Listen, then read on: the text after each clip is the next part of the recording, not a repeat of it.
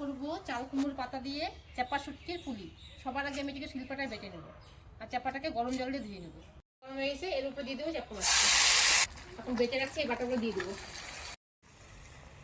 পরিমাণ মতন হলুদ, অল্প শুকনো লঙ্কার গুঁড়া, চিনি। এখানে আতর তেলের গুঁড়োতে লবণ হলুদ দিয়ে জল দিয়ে মাখিয়ে নেব। করে দিলাম লবণ। মাছের ঝুড়াটা রান্না করা হয়ে গেছে, আমি এটা নামিয়ে দেবো। এটাকে ভাত দিয়েও খাওয়া যাবে।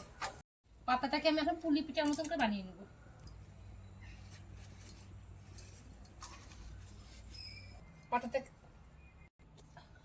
পাতাটা আমি উল্টো করে বিছিয়ে নিয়ে মশলা করে দিয়ে নেবো এর ভিতরে।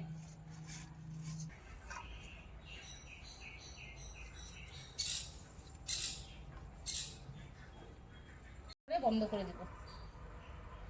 এখন আমি এই পিঠাগুলোর মধ্যে লাগিয়ে তেলের উপরে দিয়ে দেবো। চাপা মাছ দিয়ে পুলিটা ভাজা হয়ে গেছে, আমি সব নামিয়ে নেব।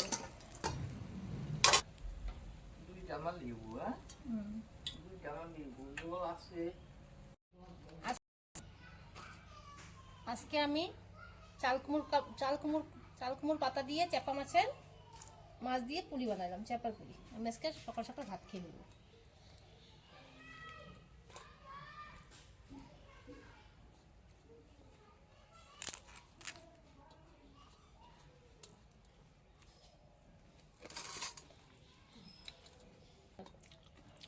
দারুণ খেতে।